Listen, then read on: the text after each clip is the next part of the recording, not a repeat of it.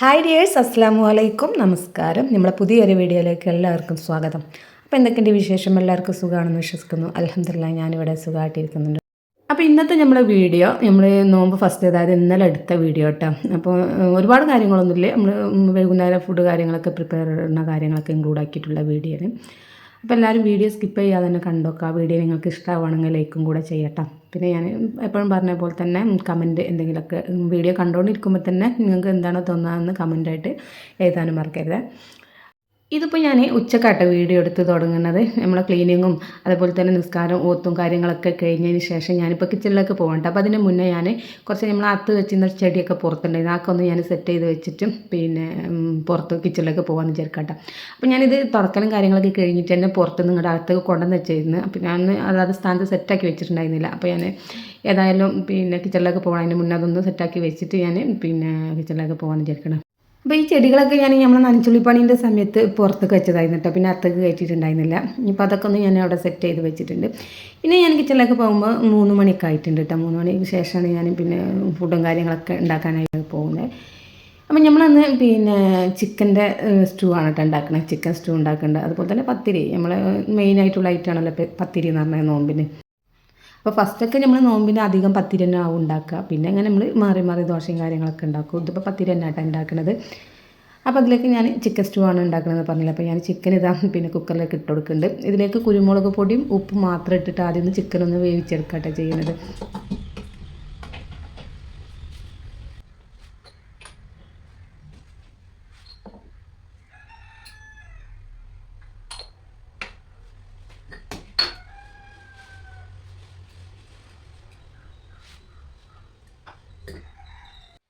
അപ്പോൾ ചിക്കൻ വേവിക്കാൻ വെക്കുമ്പോൾ നമ്മൾ കുറച്ച് വെള്ളം ഒഴിച്ച് കൊടുക്കട്ടെ. അപ്പോൾ ഒരുപാട് വെള്ളം ഒഴിക്കണ്ട, നമുക്ക് അധികം അങ്ങോട്ട് തിക്കുള്ള പിന്നെ ലൂസായിട്ടുള്ള കറിയല്ല കേട്ടോ, കുറച്ചൊരു തിക്കായിട്ടുള്ള കറിയാണ്. അപ്പോൾ നമ്മൾ ഇതിലേക്ക് പിന്നെ തേങ്ങാപ്പാലൊക്കെ ചേർക്കാനുള്ളത്, അപ്പോൾ കുറച്ച് വെള്ളം ഒഴിച്ച് കൊടുത്താൽ മതി. ഇപ്പോൾ ഞാനവിടെ പിന്നെ ചിക്കൻ വേവിക്കാൻ വെച്ചിട്ടുണ്ട്. പിന്നെ ഞാനിതാ നമ്മൾ സ്നാക്സ് ആയിട്ടാണ് ഉണ്ടാക്കിയിട്ടുണ്ടായിരുന്നത് കോഴിയോട കേട്ടോ. അപ്പോൾ കോഴിയോടൊക്കെ ഉള്ള ചിക്കനൊന്ന് ഞാൻ വേവിക്കാൻ വെക്കണം. അപ്പം നമ്മൾ അന്ന് ബോൺലെസ് ചിക്കൻ മാറ്റി വെച്ചിട്ടുണ്ടായിരുന്നല്ലോ. അപ്പോൾ അതിൽ നിന്ന് ഞാൻ കുറച്ചെടുത്തിട്ട് പിന്നെ കുക്കറിലേക്ക് ഇട്ട് കൊടുക്കുന്നുണ്ട്. ഇതിലേക്ക് ഞാൻ മല്ലിപ്പൊടി, മുളക് പൊടി, മഞ്ഞൾപ്പൊടിയും കൂടി ഇട്ട് കൊടുക്കുന്നുണ്ട് കേട്ടോ. പിന്നെ നമ്മൾ ആവശ്യത്തിനുള്ള ഉപ്പിട്ടിട്ടൊന്ന് വേവിക്കാൻ വെക്കണം. ചിക്കന് വേവാനുള്ള വെള്ളം കൂടി ഒഴിച്ചിട്ട് വേണം പിന്നെ നമ്മളിത് വേവിക്കാൻ വെക്കാനായിട്ട്. അപ്പോൾ വെന്ത് കഴിഞ്ഞ ശേഷം അതിൽ വെള്ളം ഉണ്ടെങ്കിൽ ആ വെള്ളം നമ്മൾ അതിൽ തന്നെ വറ്റിച്ചേർക്കും. എന്നാലാണ് നമ്മൾ ഈ മസാലപ്പൊടികളൊക്കെ ചിക്കനിൽ പിടിക്കുള്ളൂ. അപ്പോൾ ഞാൻ വേവിച്ചതിന് ശേഷം ഇത്തിരി വെള്ളം ഉണ്ടായിരുന്നു, അത് ഞാൻ ഇതിൽ തന്നെ വറ്റിച്ചെടുത്തിട്ടുണ്ടായിരുന്നു. അപ്പോൾ അതൊന്ന് അവിടെ ഞാൻ വേവിക്കാൻ സെറ്റാക്കി വെച്ചിട്ടുണ്ട്. ഇനിയിപ്പോൾ നമ്മൾ കോഴിവടയിലേക്ക് കുറച്ച് പരിപ്പ് വേവിച്ചെടുക്കാണ്ട് കേട്ടോ. അപ്പോൾ അതൊന്ന് ഞാൻ കുക്കറിലേക്ക് ഇട്ട് കൊടുക്കണം. അപ്പോൾ ഞാൻ കോഴിവടൻ്റെ ഡീറ്റെയിൽസ് ഇത് ഞാൻ ഇതിൽ കാണിക്കുന്നില്ല കേട്ടോ. നമ്മൾ മുന്നേ പിന്നെ വീഡിയോ ഇട്ടിട്ടുണ്ടായിരുന്നു കോഴിവടൻ്റെ ഡീറ്റെയിൽ ആയിട്ടുള്ള, അതിൻ്റെ ലിങ്ക് ഞാൻ കൊടുക്കുക. അതിലൊന്ന് കയറിയാലേ നമുക്ക് ആ വീഡിയോ കാണാൻ പറ്റും കേട്ടോ.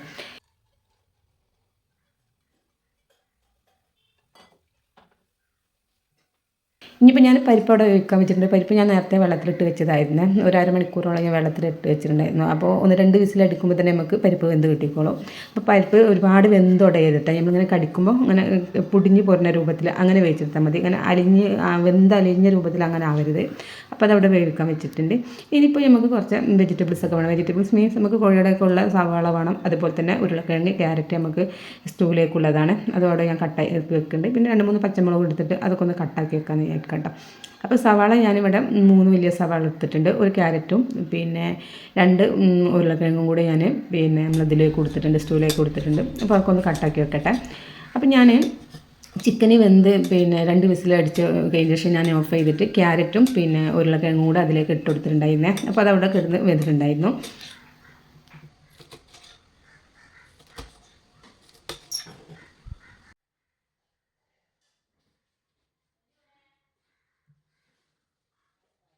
പിന്നെ അതൊക്കെ കഴിഞ്ഞതിന് ശേഷം ഞാനിതാ പത്തിരിയും കൂടെ ഉണ്ടാക്കിയിട്ടുണ്ടായിരുന്നു കേട്ടോ. അപ്പോൾ ഇതൊക്കെ ഞാൻ പിന്നെ ഡീറ്റെയിൽ ആണൊന്നും കാണിക്കുന്നില്ല. അപ്പോൾ ഞാൻ ഈ പൊടിയൊക്കെ ചമ്മിന് ശേഷം മോനൂസാണെങ്കിൽ പത്തിരി പ്രസ് ചെയ്തിട്ടുണ്ടായിരുന്നു. പിന്നെ ഞാൻ പൊടി തട്ടി അവിടെ വെച്ചിട്ടുണ്ട്.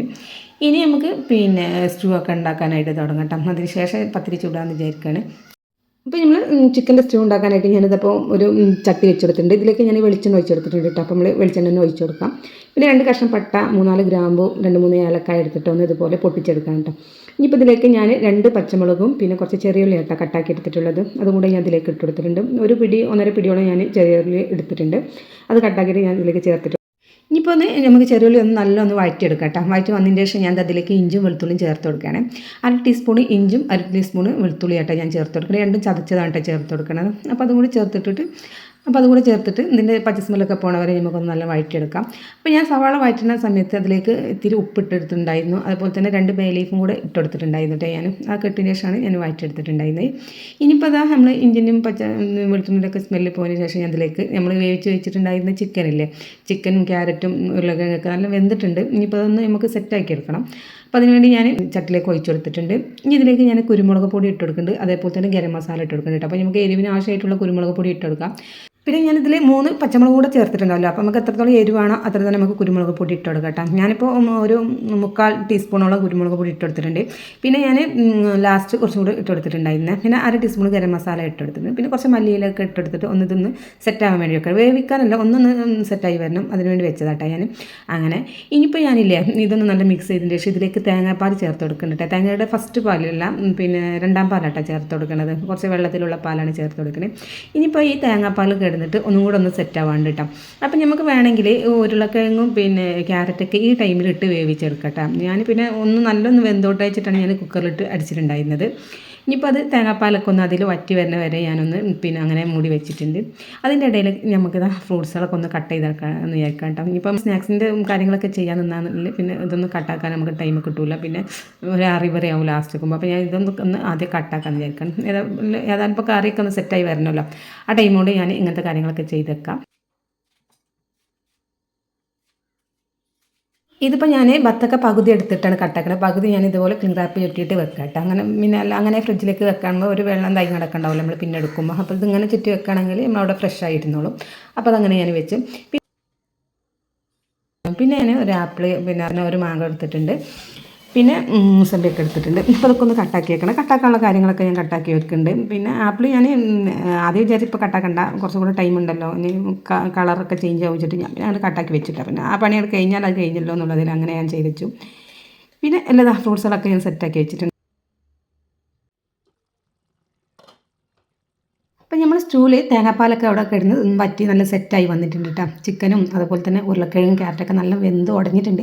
കുറച്ചൊരു നല്ല വേവണം കേട്ടോ, എന്നാലും ഇതിൻ്റെ ടേസ്റ്റ്, സ്റ്റൂവിൻ്റെ ടേസ്റ്റ് അങ്ങനെ ഉണ്ടാവുക. ഇനിയിപ്പോൾ ഞാൻ ഇതിലേക്ക് പിന്നെ നമ്മളെ അണ്ടിപ്പരിപ്പ് അരച്ചത് ചേർത്ത് കൊടുത്തിട്ടുണ്ട്. അണ്ടിപ്പരിപ്പ് ഞാൻ ഒരു 10-12 അണ്ടി എടുത്തിട്ടുണ്ടായിരുന്നു. അതൊന്ന് ചെറിയ ചൂടുവെള്ളത്തിൽ ഇട്ട് വെച്ചതായിരുന്നു. എന്നിട്ട് അതൊന്ന് നല്ല അരച്ചിട്ട് അതിലേക്ക് ചേർത്ത് കൊടുത്തിട്ടുണ്ട്. അപ്പോൾ നമ്മളെ കറി ഒന്നുകൂടെ ഒന്ന് തിക്കായി വരുമല്ലോ. അപ്പോൾ അങ്ങനെ തിക്കായി വന്നിട്ടുണ്ട്. പിന്നെ ഞാനിതിലേക്ക് 1 കപ്പ് നമ്മളെ ഫസ്റ്റ് തേങ്ങാപ്പാലല്ല, കട്ടിയുള്ള തേങ്ങാപ്പാൽ, അതൊരു കപ്പ് ഒഴിച്ചിട്ട് പിന്നെ തിളപ്പിച്ചിട്ടൊന്നുമില്ല കേട്ടോ. അങ്ങനെ ഞാൻ സ്റ്റവ് ഓഫ് ചെയ്ത് പിന്നെ അതിലേക്ക് ഞാൻ കുറച്ച് മല്ലിയില ഇട്ട് കൊടുത്തിട്ടുണ്ടായിരുന്നു. അങ്ങനെ ഇനി സെറ്റാക്കി അവിടെ വെച്ചിട്ടുണ്ട്. അപ്പോൾ നമ്മൾ അടിപൊളിയായിട്ടുള്ള സ്റ്റൂ റെഡി ആയിട്ടുണ്ട് കേട്ടോ. പത്തിരിയിലേക്ക് നല്ല കോമ്പിനേഷൻ കേട്ടോ ചിക്കൻ സ്റ്റൂ. അവിടെ സെറ്റാക്കി വെച്ചു.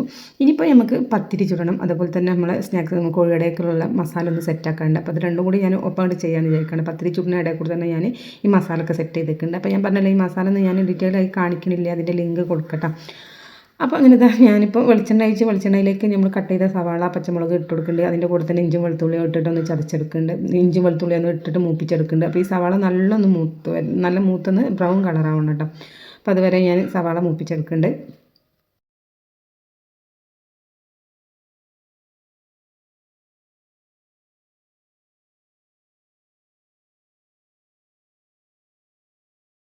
ഞാൻ എല്ലാ വർഷവും വിചാരിക്കും ഈ നോമ്പിന് നമ്മൾ എണ്ണക്കടികൾ അതുപോലെ തന്നെ പലഹാരങ്ങളൊന്നും ഉണ്ടാക്കണ്ടെന്ന്. പക്ഷേ ഉണ്ടാക്കാതെ നമുക്കൊരു രസമില്ലല്ലോ. നമ്മൾ കുട്ടികളെ പേര് പറയുകയാണെങ്കിലും നമ്മൾ ഉണ്ടാക്കും.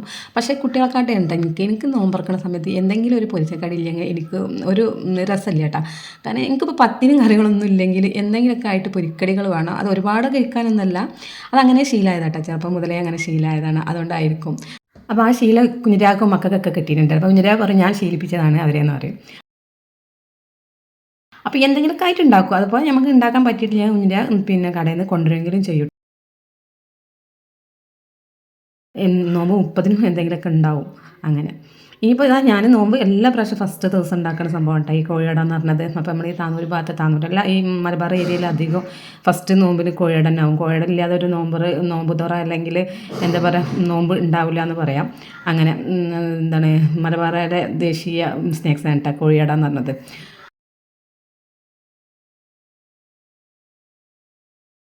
അങ്ങനെ നമ്മൾ കോഴിയുടെക്കുള്ള മസാലയൊക്കെ റെഡി ആവുന്നുണ്ട്. ഇതിലേക്ക് ഞാൻ പൊടികളൊക്കെ ചേർത്തിട്ടുണ്ടായിരുന്നു. അതുപോലെ തന്നെ നമ്മൾ വേവിച്ച് വെച്ച പരിപ്പ്, പിന്നെ ചിക്കൻ നമ്മൾ വേവിച്ച് വെച്ചില്ലേ, അതൊന്നും ഞാൻ ചെറുതായിട്ടൊന്ന് മിക്സിയിലിട്ടിട്ട് പിന്നെ പൾസ് ചെയ്തെടുത്തിട്ടുണ്ടായിരുന്നു. അതൊക്കെ ചേർത്ത് കൊടുത്തിട്ടുണ്ട്.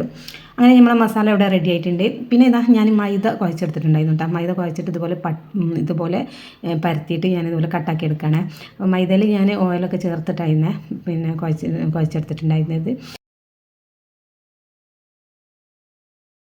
നമ്മൾ കട്ടാക്കി വെച്ചതിന് ഓരോന്നും എടുത്തിട്ട് അതിലേക്ക് ഞാൻ ഫില്ലിങ് വെച്ചിട്ട് ഇതുപോലെ ഒന്ന് മടക്കി എടുക്കുന്നുണ്ട് കേട്ടോ. മടക്കിയത് ഇതുപോലെ നമ്മളിവിടെ പല്ല് വെച്ച് കൊടുക്കാൻ കേട്ടോ പറയാം. അതുപോലെ ഞാൻ പല്ലൊക്കെ വെച്ച് കൊടുത്ത് സെറ്റാക്കി എടുത്തിട്ടുണ്ട് കേട്ടോ. അപ്പോൾ ഇതൊക്കെ ഞാൻ ചെറുപ്പത്തിൽ പഠിച്ചെടുക്കാൻ കുറച്ച് പാടായിട്ട് സംഭവമാണ് കേട്ടോ.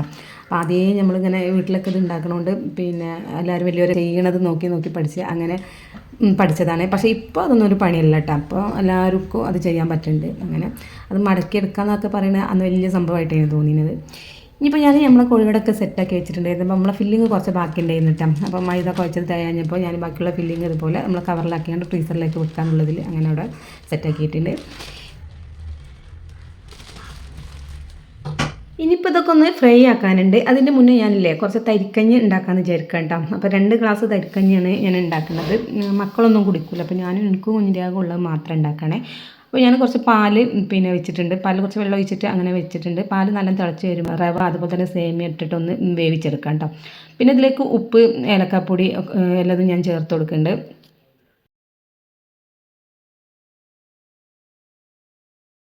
അപ്പോൾ റവ സേമിയൊക്കെ നല്ല വെന്ത് വന്നതിന് ശേഷം ഞാൻ അതിലേക്ക് പിന്നെ തേങ്ങാപ്പാൽ ഒഴിച്ച് കൊടുക്കുന്നുണ്ട്. നല്ല കട്ടിയുള്ള തേങ്ങാപ്പാലില്ലേ, അത് ഞാൻ 1/2 കപ്പ് ഒഴിച്ചിട്ട് ഒന്ന് സ്റ്റവ് ഓഫ് ചെയ്യുന്നുണ്ട്. പിന്നെ ഞാൻ തിളപ്പിച്ചിട്ടൊന്നുമില്ല, അങ്ങനെ സ്റ്റവ് ഓഫ് ചെയ്ത് ഇറക്കി വെച്ചു. ഇനിയിപ്പോൾ ഇതൊന്ന് വറവ് ചെയ്യാണ്ട് കേട്ടോ.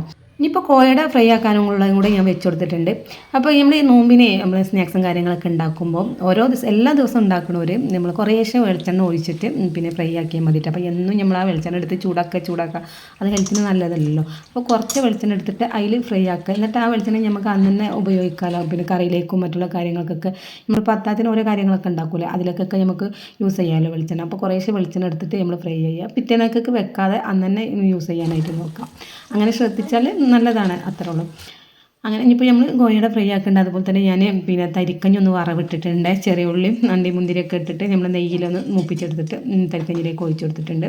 അതിപ്പോൾ ഏകദേശം ബാങ്ക് കൊടുക്കാനൊക്കെ ആയിട്ടുണ്ട് കേട്ടോ. നമ്മൾ ഫ്രൈ ചെയ്യലൊക്കെ ഏകദേശം കഴിഞ്ഞും തുടങ്ങിയിട്ടുണ്ട്.